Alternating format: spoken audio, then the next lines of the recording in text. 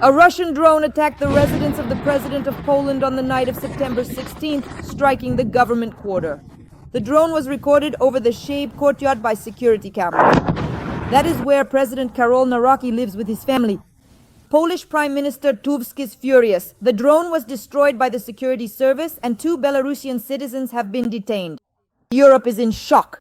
On September 15th to 16th, an air raid alert was declared in several Polish cities.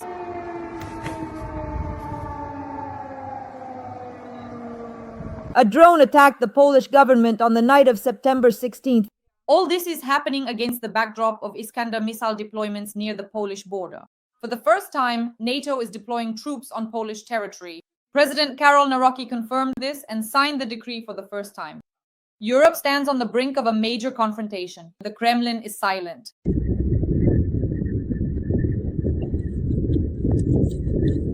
I put on the cabinet in 8 to 10 minutes. Yes. And in St. Petersburg, trains were blown up. The night in Russia turned into chaos in the Leningrad region, one after another. The trips to diesel locomotives and tank cars converged.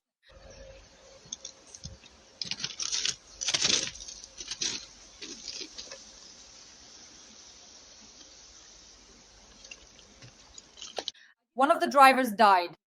The investigator is checking the version of sabotage and a bomb squad has arrived at the scene. At the same time, drones attacked the Kirishi oil refinery, sparking a large-scale fire confirmed by satellite and NASA images. We will discuss all this with the well-known military analyst Roman Svyatan. Roman Grigorievich, welcome.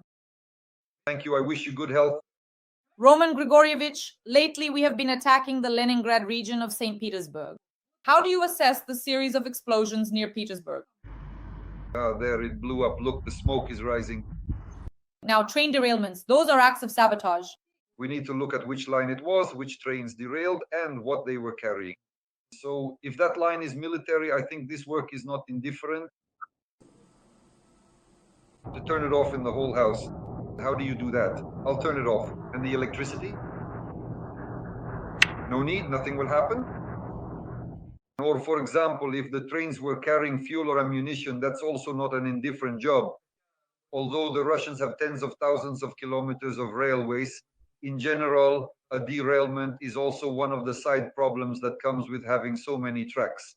There is a technical factor, a technological one, and there is a human factor. It could be different things. So at this stage, at this moment, it's hardly possible to confirm. Although, I'll say it again, lately we've been seeing a lot of work from our concerned citizens, as we call them, and we want to say a big thank you for what they do.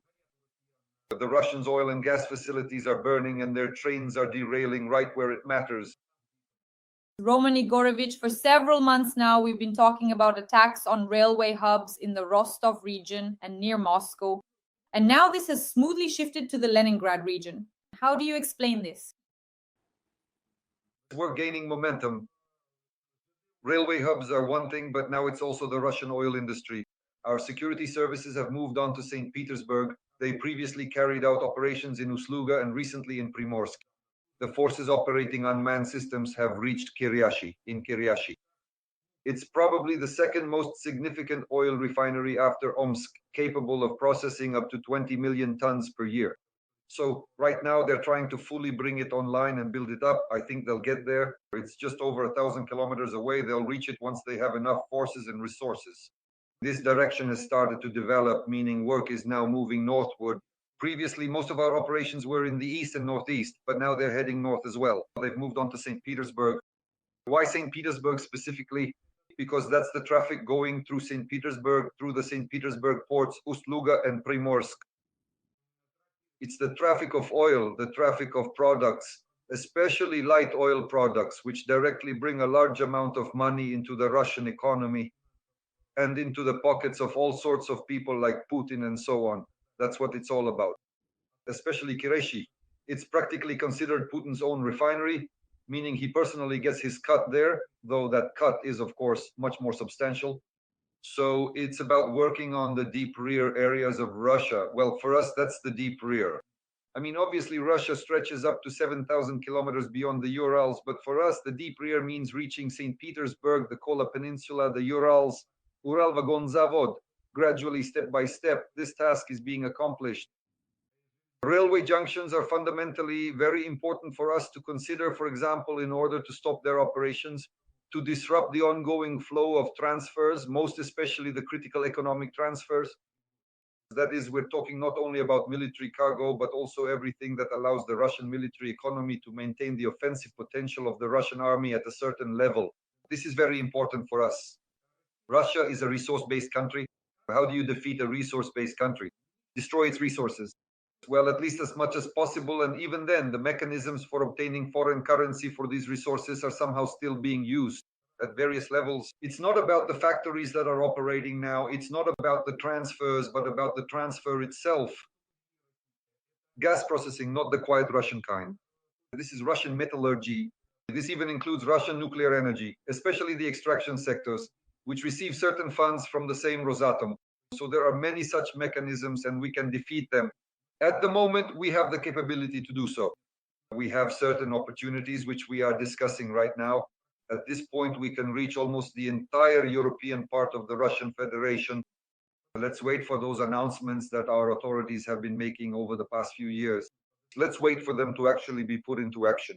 Of course, they say promises are kept after 3 years, but it's already the third year, so I think it's about time. If the missiles really do reach even further, at least 2 to 2.5 thousand kilometers, then we'll reach the Urals. And there's something there too. Roman Levich, as always, you're right, because the Kerechki oil refinery is one of the largest in Russia, capable of processing about 20 million tons of oil per year.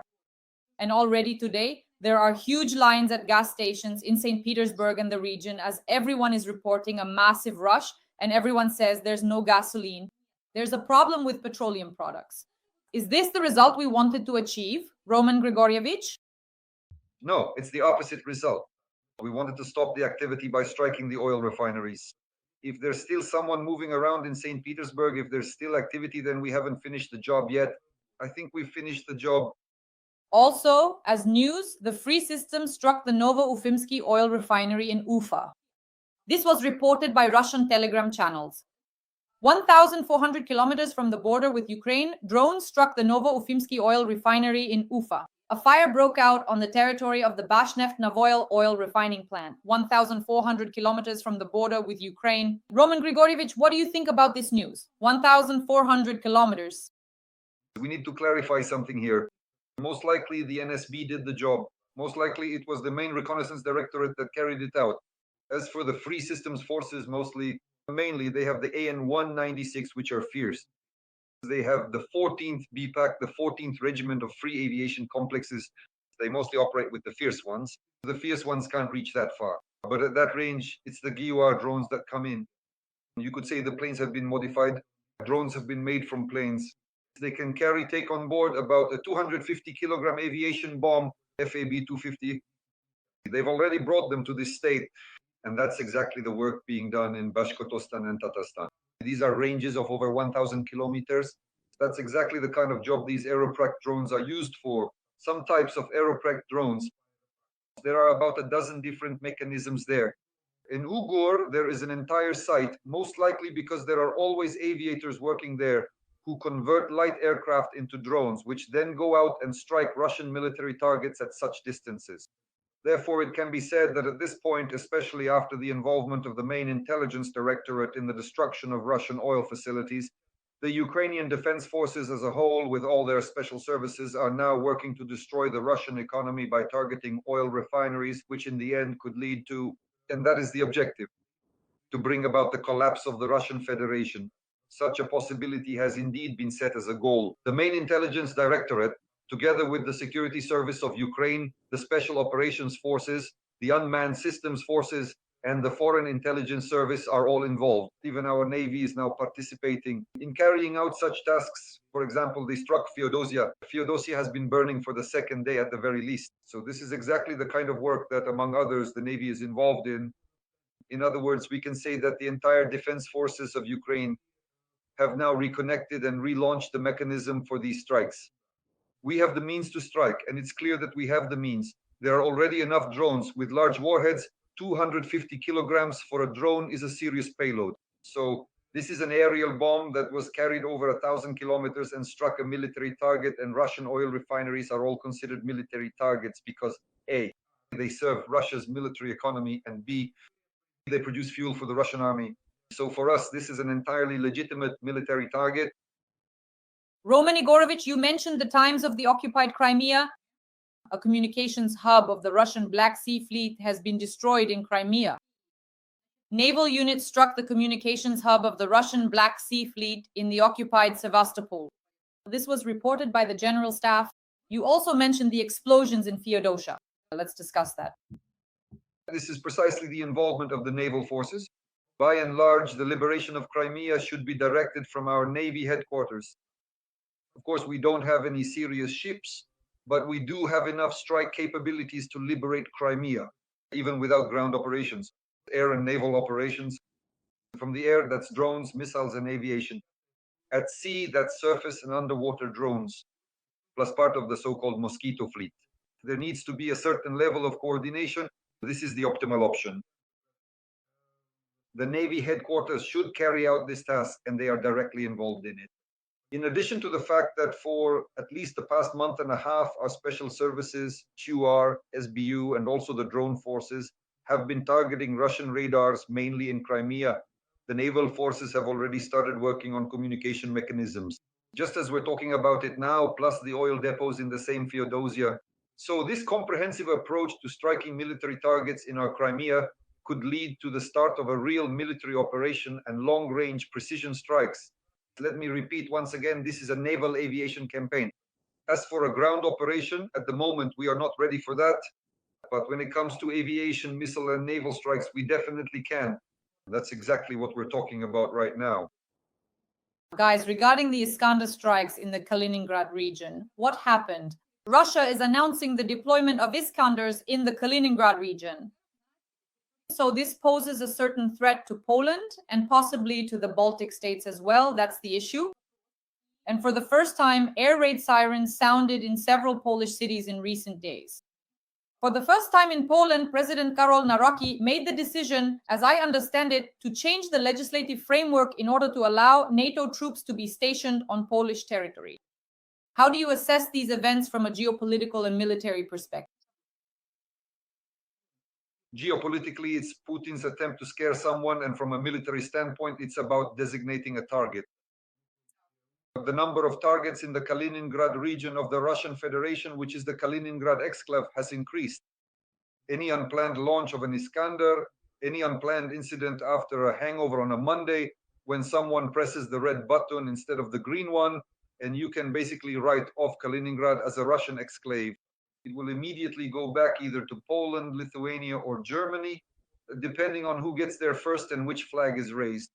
They are still arguing about it, whether it's Königsberg or Krolewiec, Polish or Lithuanian. The name there is quite interesting.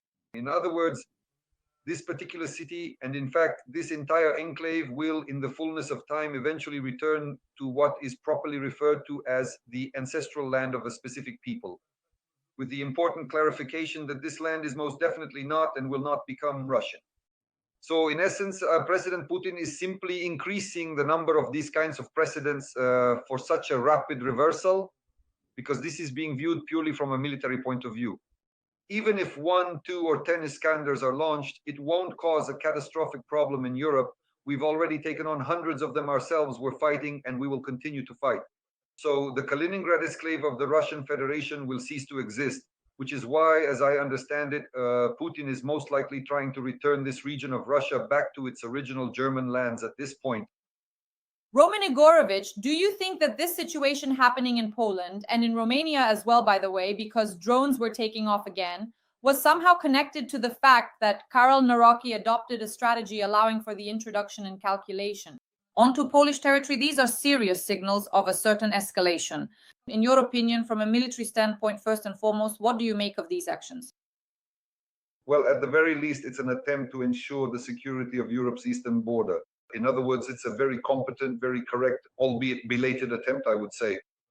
These issues should have been addressed a bit earlier. It's already clear, especially after Putin's meeting, after his rendezvous with Xi Jinping, that Putin once again got a magic kick in the backside, just like in 2022. Xi Jinping sent him to bite Europe, he bit Ukraine, and now he's been directly sent to bite Europe further. He's bitten Tuj, Poland, and Romania. And before that, by the way, there was also the incident with the Mi-8 flying into Estonia. So, in other words, the escalation is coming from Russia, from both Russia and China, that is from over there, and it just needs to be answered. And until there is a serious response, as we discussed before, Putin is expecting a slap in the face, but that slap needs to be delivered to him, a kick straight to the face.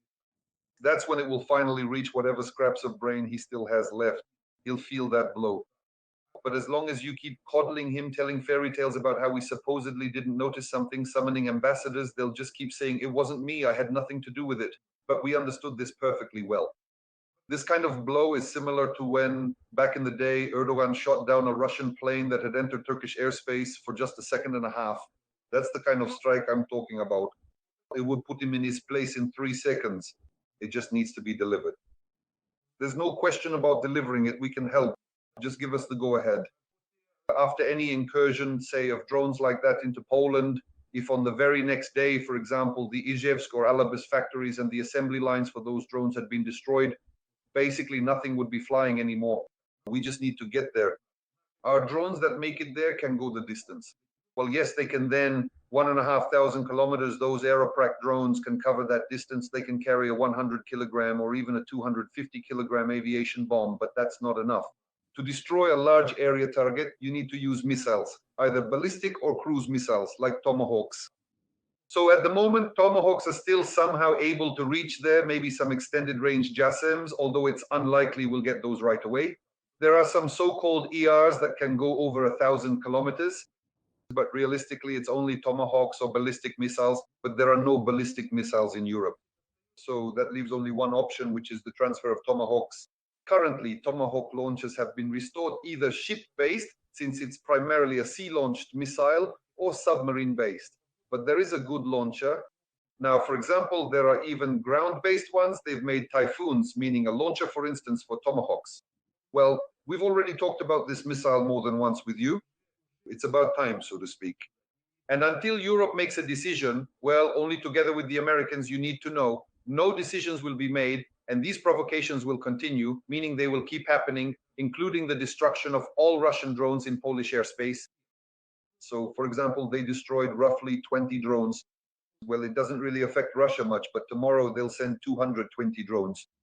The Poles will basically be using up their own anti-missile reserves to shoot them down. But what needs to be destroyed are the factories where large-scale assembly takes place. Moreover, in Russia, in Laboga, and in Izhevsk. And there are also factories producing component units in China. There, as everywhere, factories are manufacturing all these control systems, servos, and so on and so forth for the Garan drones. That's why the issue needs to be addressed in a fundamental way. So far, there is no such solution. We're waiting will help. Help with what? Yes, Roman Ivanovich, you are absolutely right. There should have been a symmetrical response regarding the assembly sites of these drones on Russian territory. But when I talk to economists, even among our own people, they all say that Europe, or rather the countries, will never go for this because they are afraid of nuclear escalation. In other words, as soon as they strike Russian territory, they believe that Putin will launch some kind of nuclear attack. So this illusion still exists in their minds. Considering that Ukraine is constantly striking Russia, there has been no nuclear attack. But if they do strike, they believe there will be some sort of tactical nuclear strike, so to speak. Yeah, that's just a simple excuse. I mean, there's some other reason, but yes, to justify themselves, they say, Lord, well, Putin has a nuclear club. Well, he does have that nuclear club, but he's not going to use it, especially not on Europe. The thing is, when it comes to Putin from a nuclear standpoint, from this nucleotide perspective, why does he have dozens of nuclear power plants? Dozens of nuclear power plants, most are on the European part of Russia. Just imagine, there are more than a dozen Chernobyls there. That is, if someone were to reach a nuclear power plant, blow it up, and leave it for tens of thousands of years, the half-life period of, by the way, weapons-grade plutonium, which some of these reactors run on. So basically like Chernobyls. Well, that would mean putting a permanent cross on Russia, as they say, without even a nuclear strike, meaning you wouldn't even need to retaliate with anything. Why hasn't Putin carried out a nuclear strike on Ukraine, and why won't he? He understands perfectly well that we would just turn about 12.5 of their nuclear power plants into Chernobyls. and then it would be impossible to live there. We've talked about this before, but ask any good physicist. The half-life, for example, of strontium or cesium is between 30 and 70 years, one or the other. The half-life of weapons-grade plutonium is 24,000 years. The half-life of uranium-235 and uranium-238, 700 million years and 4.5 billion years. But then the outcry will be against Russia. The sun will destroy the Earth faster than it will be possible to live on the European part of Russian territory. Russians may not be fools. Well, some are, but they still have an animal instinct for self-preservation. They haven't done it after all. Just as they didn't strike Ukraine, they won't strike Europe either because it's nuclear. And now, in fact, Xi Jinping has reined Putin in a bit, most likely because his rhetoric changed a lot after his trip to Xi. And he has completely removed the nuclear topic from his rhetoric. At this point, the most he can threaten Europe with is this. With such strikes and various levels of aerial weapons, again, these are just threats. In other words, these are threats that need to be responded to immediately so that in the end, cruise missiles and Iskanders don't start flying over Europe, and it's better to hit Putin in the teeth right away as soon as he starts sending the first drones. So far, this hasn't happened. I'll say it again. Are the Europeans afraid? No problem. Give them to us. That is, we are no longer afraid of anything in this life. Not the devil, not Lada, not anything at all. So just let us handle it ourselves, no problem. And there won't be any Labogi or Zhevskaya or anything flying to Europe. If necessary, we can strike Leningrad with those same Iskanders. Maybe not just one Iskander anymore, but here the rules are different. Roman Egorovich Radosław Sikorski, the Deputy Prime Minister of Poland, as usual, made a statement. He voiced it at first and then said it was just his personal opinion, as they say, rhetoric that doesn't carry any consequences. So, what did he say? That Europe is considering the Sky Shield initiative to shoot down Russian missiles over Ukraine. After making this statement, he clarified, but that's just my personal opinion. So once again, it's one step forward and 10 steps back. Right away, drunk Medvedev, came out with his own statement saying that if NATO countries shoot down Russian drones over Ukraine, it would mean war between the alliance and the Russian Federation. So here's the question. Do you think, Roman Egorovich, that in principle the Sky Shield procedure is possible, meaning NATO countries shooting down Russian missiles and drones over Ukrainian territory? Or is this just another round of European rhetoric that, as always, will never be implemented? Well, anyone who listens to Medvedev doesn't respect themselves. Everyone understands that by now. Sometimes it's true. He voices some of the Kremlin's wishes or scare tactics, but for him, or rather, that's exactly how he's used, as a talking head, nothing more than that. Any military target that could even theoretically cause harm to a country should be destroyed wherever possible. Why? Because once the harm is done, you can't bring lives back. Well, it's a good thing those Russian drones came in as decoys, but what if they had come in armed? And then, let's say the Poles had to bury several people. Afterwards, it's just like waving your fists after the fight is over. You can't bring people back. That's why you need to be prepared and destroy any objects that could pose a threat to you, ideally right at the launch, or even better, before they launch. That's why I say it's best to destroy them in Labog and Izhevsk, or even better in China, before they even start moving at all. That's why such actions are appropriate, but of course the same logic applies. But as for readiness, let's say, of countries to carry out this kind of task, at the moment it's certainly problematic as I see it. Yes, some European leaders express such willingness, but it's not really readiness, as you correctly point out. It's just their opinion. By the time they actually become ready, Russian tanks could have already rolled across half of Europe. So this is a big problem, which is why we simply need to offer our help here, meaning offer our airspace, propose certain mechanisms for how this can be done, after all, over our territory. There are many such mechanisms, and even if the Europeans want or don't want the Russians to latch onto them, these mechanisms can be devised. Our bases, someone else's bases, our aircraft put on combat duty with us, planes with pilots who, for example, are assigned to carry out certain tasks within these mechanisms. There are a lot of options. The main thing is to show off less. That's already a problem in politics. In politics, people like to show off. That is, to claim any positive developments for themselves and somehow avoid the negative ones. If you set a purely military objective, it is achievable and it can be accomplished without any informational support. So let's finally rely on that and get the job done. We can do it too. Of course, it's hard for us to shut up all our politicians in Russia who will be jumping out of their skin to claim that we finally brought NATO troops onto our territory. But in reality, if the military takes charge of this, shuts up the politicians or locks up the Russians, sews them up, tapes them up, and pours concrete over them, then after that, such tasks can be carried out covertly. The main objective will be accomplished. Not a single aerial target will be able to enter European territory or the European Northwest anymore. Roman Nikolaevich, could you please tell us what the current situation is in Kupiansk, where the Russians made their way through the pipes? These images have probably already been seen by the whole world. These images need to be seen by Syrski. Specifically, General Syrski needs to see these images and answer why these pipes still even exist to this day. In other words, what the commander-in-chief should have done right away is destroy those pipes. If he's afraid himself, I don't know, maybe he can't do it. Maybe his hands aren't growing from the right place, or his brain just isn't working. But in the end, just give the task to the Donetsk metal workers. They'll dismantle those pipes overnight. They'll even make it to Moscow, and Muscovites won't even know about it. But those pipes will already be dismantled and sold for scrap metal. We have specialists who hundreds of times have dismantled dozens of kilometers of underground pipes right under everyone's noses, pulled them out, buried the ground again, and claimed there was never anything there. At least that's how it went. Some prosecutors would later write up the reports. Nobody ever saw those pipes. They were supposedly there since the days of Tsar Pank. So the task just needed to be set because the question is very specific. Every problem has a first name, last name, and patronymic. The problem with these pipes just sitting there, that's Syrski and so on. Why did the commander-in-chief have to specifically set this task? Why didn't he give the order to destroy them? That's a question for him and for whoever didn't let him do it. So whether it was some little green man in his head or in reality, that's a big question. Let them sort it out themselves with these little green men who didn't allow the destruction of the pipe in Sudzha through which the Russians passed. We lost lives because of this. And not only did we lose territory and positions, but we lost the lives of our people because of it. It's the same quiet situation in Kupiansk. Why is there still a functioning pipeline there through which the Russians can pass? There shouldn't be any. No pipelines, no railways. Why is the pipeline, the ammonia pipeline, still running through Kupiansk? No one knows that either.